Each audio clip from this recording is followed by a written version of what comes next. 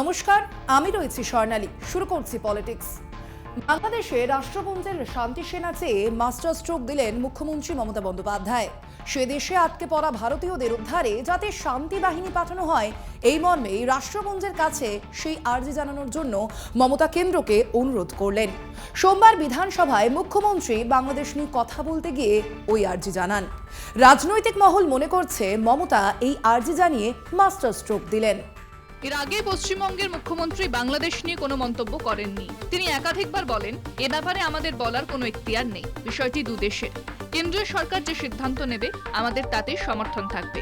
আমি আগেও বলেছি, আন্তর্জাতিক কোনো বিষয় কেন্দ্রের সিদ্ধান্তই চূড়ান্ত, এটাই তৃণমূলের নীতি। প্রশ্ন উঠতে পারে, তাহলে কেন মুখ্যমন্ত্রী সোমবার বিধানসভায় মুখ খুললেন? তার জবাবও মমতা দিয়েছেন।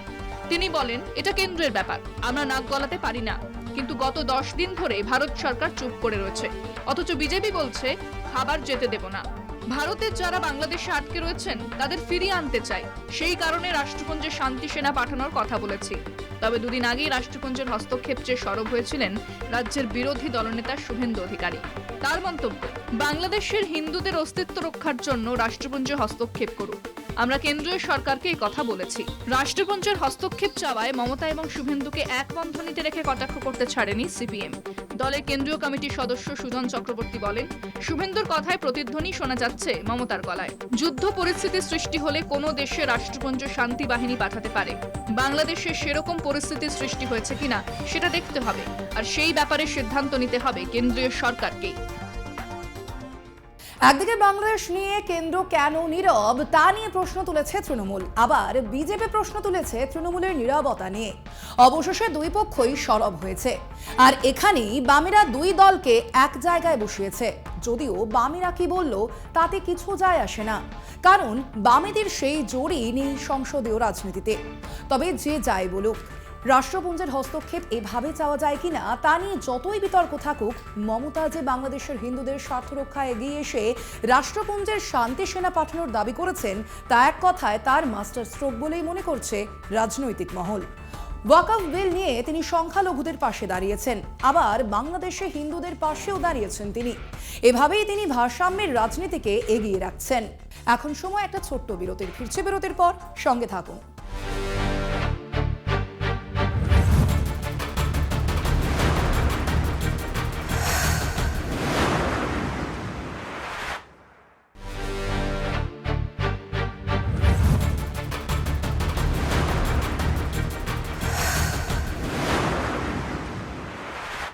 কারামুক্তি তো দূর, আইন আনুক জামিনের আবেদনের শুনানিই হলো না বাংলাদেশের হিন্দু সংগঠনের মুখপাত্র চিন্ময় কৃষ্ণ দাসের।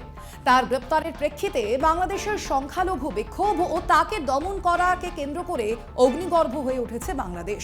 তার আঁচ পড়েছে প্রতিবেশী রাষ্ট্র ভারতে। সংখ্যালঘু নির্যাতন নিয়ে বাংলাদেশের ইউনুস প্রশাসনের ভূমিকায় আন্তর্জাতিক স্তরেও বিতর্ক দেখা দিয়েছে। তার প্রেক্ষিতে মঙ্গলবার ধৃত সন্ন্যাসীর বিচারের সুযোগ না পাওয়ার ঘটনা নতুন করে জটিলতা বাড়ালো। ফলে ভারত বাংলাদেশ সম্পর্কের সংকট আরও ঘনীভূত হলো বলেই মনে করা হচ্ছে। গত জুলাই থেকে শুরু হওয়া কোটা বিরোধী ছাত্র আন্দোলনের জেরে বাংলাদেশের প্রধানমন্ত্রী শেখ হাসিনা অগস্ট মাসে ভারতের রাজনৈতিক আশ্রয় নেন। তারপরেই নোবেল শান্তি পুরস্কার জয়ী অর্থনীতিবিদ মোহাম্মদ ইউনুসের নেতৃত্বে গঠিত হয় অন্তর্বর্তীকালীন সরকার। নতুন সরকার আসার পর থেকে জামাত ও বিএনপি তার উপর প্রভাব বিস্তার করতে শুরু হয় সংখ্যালঘু নির্যাতনের ঘটনা। একদিকে ভারত বিরোধী শক্তির মাথাচাড়া দেওয়া, অন্যদিকে হিন্দু সহ সংখ্যালঘু সম্প্রদায় ও তাদের ঘরবাড়ি এমনকি উপাসনা স্থলে হামলার প্রবণতা বেড়েই চলেছে। শাসক ঘনিষ্ঠ হেফাজতে ইসলাম ও জামাতের মতো মৌলবাদী শক্তির সঙ্গে হাত মিলিয়ে সংখ্যালঘুদের ওপর আক্রমণের ঘটনা বাড়লেও অন্তর্বর্তী প্রশাসনের শীর্ষকর্তা মোহাম্মদ ইউনুসের ভূমিকা নিয়ে প্রশ্ন উঠেছে। প্রতিবেশী রাষ্ট্র ভারতের পক্ষ থেকে বাংলাদেশের পরিস্থিতি নিয়ে গভীর উদ্বেগ প্রকাশ করা হয়েছে। এই পরিস্থিতি আরও জটিল আকার নেয় সম্প্রতি রাষ্ট্রদ্রোহের অভিযোগে সংখ্যালঘুদের সংগঠন সম্মিলিত সনাতনী জাগরণের মুখপাত্র চিন্ময় কৃষ্ণ দাসকে গ্রেফতারের পর। চিন্ময় কৃষ্ণের মুক্তির দাবিতে ঢাকা সহ বাংলাদেশের নানা জায়গায় সংখ্যালঘুদের বিক্ষোভে পুলিশ প্রশাসনের পাশাপাশি মৌলবাদী সংগঠনের কর্মীরাও হামলা চালায়। সংঘর্ষে এক আইনজীবীর মৃত্যু হয়। সংখ্যালঘু মানবাধিকার লঙ্ঘনের প্রশ্নে আন্তর্জাতিক মহল থেকেও ইউনিস প্রশাসনের সমালোচনা শুরু হয়েছে, কিন্তু তাতেও সরকারের বিশেষ হেলদোল দেখা যায়নি, যা সর্বশেষ দৃষ্টান্ত মঙ্গলবারের ঘটনা। এদিন চিন্ময় কৃষ্ণের জামিনের আবেদনের শুনানি পিছিয়ে দেওয়া হলো। আগামী 2রা জানুয়ারি ওই মামলার শুনানির দিন ধার্য করেছে আদালত, অর্থাৎ আরও 1 মাস তাকে কারাবাস করতে হবে। চট্টগ্রাম আদালতে চিন্ময় কৃষ্ণের মামলার শুনানি ছিল আজ, আর তার আগের দিন তার আইনজীবী রমেন রায়ের বাড়িতে সশস্ত্র হামলা হয়। ঘটনায় আহত হয়ে তিনি হাসপাতালে ভর্তি। তার হয়ে আইনজীবী দাঁড় করাতে বাধা দেওয়া হচ্ছে। এদিন আইনজীবী ছাড়াই তাকে আদালতে হাজির করা হয়। বাংলাদেশের আইন অনুসারে আসামিকে সরকারের তরফে আইনজীবী দেওয়ার কথা। অবাক কাণ্ড, সরকার সেই সুযোগটুকুও দেয়নি। উল্টে আদালতে সরকার পক্ষের আইনজীবীরা এক কাট্টা হয়ে চিন্ময় কৃষ্ণের জামিনের আবেদন নাকচ করার আর্জি জানান। চিন্ময় কৃষ্ণকে শুধু জেলে বন্দী করে রাখা নয়, তার সুষ্ঠু বিচারের পথও কাঁটা। এক কথায় আতঙ্কের পরিবেশ তৈরি করা হয়েছে।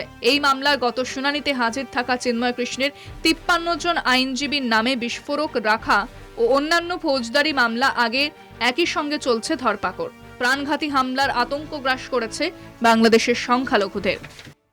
আমাদের রাজ্যের মাননীয় মুখ্যমন্ত্রী উনিও বিষয়ে উপরে উনি স্টেটমেন্ট দিয়েছেন, বলেছেন কি ইউনাইটেড নেশনে পিস কিপিং ফোর্স আসুক। তো সবাই বলছে, কিন্তু যেটা করণীয় এটা তো বাংলাদেশ গভর্নমেন্টকে করতে হবে। যে সুরক্ষা প্রদান যেটা আছে বিষয়, এটা তো বাংলাদেশ গভর্নমেন্টকে ওটা প্রদান করতে হবে। কিন্তু অন্য লোকের কথা ছেড়ে দিন, যখন চিন্ময় কৃষ্ণ দাসের যে ওকিল ওরাও নিজেই সুরক্ষিত, এত কনফিডেন্ট নেই কি ওরা সুরক্ষিত থাকবে কি থাকবে না, কি ওরা কোর্টেই আসতে পারবে না। প্রতিবেশী রাষ্ট্রে হিন্দু সহ সমস্ত সংখ্যালঘু সম্প্রদায় একজোট হয়ে যত প্রতিবাদে সামিল হচ্ছে, ততই মৌলবাদী আক্রমণ যেমন বাড়ছে, তেমনি সরকারের পরোক্ষ মদতে পাচ্ছে হামলাকারীরা। এমনকি আদালত চত্বরও নিরাপদ নয়। প্রশাসনের পৃষ্ঠপোষকতায় এমন হামলার মোকাবিলায় পশ্চিমবঙ্গের মুখ্যমন্ত্রী মমতা বন্দ্যোপাধ্যায় কেন্দ্রকে তৎপর হয়ে প্রয়োজনে রাষ্ট্রসংঘের শান্তি সেনা পাঠানোর আর্জি জানিয়েছেন। মঙ্গলবার তৃণমূল সাংসদ সতীব বন্দ্যোপাধ্যায় মুখ্যমন্ত্রীর সেই আবেদন পৌঁছে দিয়েছেন সংসদে। Bangladesh is our neighboring country, attached with our state of West Bengal also. Sir, what we making appeal that let the government of India appeal to United Nations for sending peacekeeping forces at Bangladesh immediately. Sir, government of India is totally silent now. The reason of which is best known to them.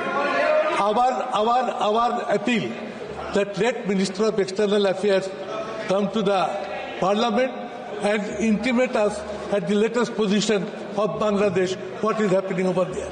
Sir, our Chief Minister yesterday adopted a resolution in West Bengal Assembly. Whatever decision government of India will take, West Bengal government will stand by the decision. We want to work together, but the people of Bangladesh want to be saved all out. And our experiences say in past, many refugees, evacuees used to come crossing Bangladesh border to our state. Our Chief Minister Mamata Banerjee very categorically has said that let government should come and they should reply. I would request you to direct the government, sir, to intimate the House latest position of Bangladesh. রাজনৈতিক মহলের ব্যাখ্যা, এদিন যেভাবে চিন্ময়ের শুনানি রুখে দেওয়া হলো তাতে স্পষ্ট মোহাম্মদ ইউনূসের পরোক্ষ মদত ছাড়া তা সম্ভব নয়। এখন প্রশ্ন, তাহলে বাংলাদেশকে ভারত বিরোধী মৌলবাদী শক্তির নিয়ন্ত্রণে?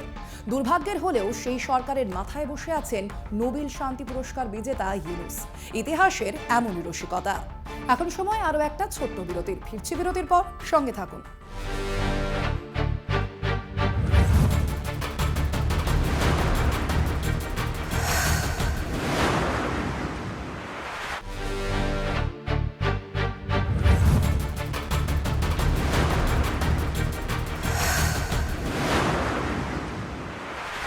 বাংলায় সাধারণ মানুষের সঙ্গে বিজেপি নেতাদের জনসংযোগে বিরাট ঘাটতি রয়েছে, এমনই মনে করছেন বিজেপির কেন্দ্রীয় নেতৃত্ব।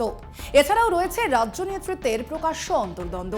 কেন্দ্রীয় নেতৃত্বের ধারণা 2026-এর বিধানসভা নির্বাচনে বিজেপির পক্ষে 50টি আসন পাওয়াও কঠিন। সাধারণ মানুষের সঙ্গে সিংহভাগ রাজ্য বিজেপির নেতাদের ন্যূনতম যোগাযোগও নেই। রাজনীতির মূল কথা জনসংযোগ। সেই জনসংযোগের বিষয়টিকে রাজ্য বিজেপির নেতারা আমলই দিচ্ছে না। সাংসদ বিধায়করা নিজেদের কেন্দ্রে সময় দেন না। দলীয় নেতৃত্বের শীর্ষ স্তরে প্রকাশ্য অন্তর্দ্বন্দ্ব স্পষ্টতই নজরে আসছে। বাংলা দলীয় নেতৃত্ব এবং সংগঠন সম্পর্কে এমনই ধারণা শীর্ষ গেরুয়া নেতৃত্বের। কেন্দ্রীয় নেতারা মনে করছেন বাংলায় তৃণমূল কংগ্রেসের মতো দলকে হারাতে যতখানি সাংগঠনিক কুশলতা, দক্ষতা, পরিকল্পনা এবং যোগ্য নেতৃত্ব প্রয়োজন এখনো তা বিজেপির রাজ্য নেতারা অর্জন করতে পারেনি।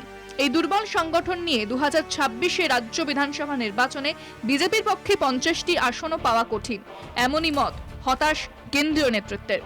2021 সালের বিধানসভা নির্বাচনে বিজেপি ডাক দিয়েছিল 200 পার করার, সে লক্ষ্য পূরণ হয়নি। তবুও 77টি আসন জিতে বাংলায় সরকারিভাবে বিরোধী দল হয় বিজেপি। 21-এর 2 বছর আগে 2019 সালে গেরুয়া শিবির সলতে পাকিয়েছিল লোকসভা নির্বাচনে 18টি আসন জিতে। বুক ভরা আশা নিয়ে 2021-এ বিধানসভা নির্বাচনে যায় বিজেপি, কিন্তু 2021 সালে তৃতীয়বার ক্ষমতায় আসেন মমতা বন্দ্যোপাধ্যায়। 2019 লোকসভা নির্বাচন 18 আসন, 2021 বিধানসভা নির্বাচন 77 আসন, 2024 লোকসভা নির্বাচন 12 আসন, উপনির্বাচন 0 আসন। আর তারপর থেকে আজ পর্যন্ত আরেকটি নির্বাচনও সাফল্য পায়নি বঙ্গ বিজেপি।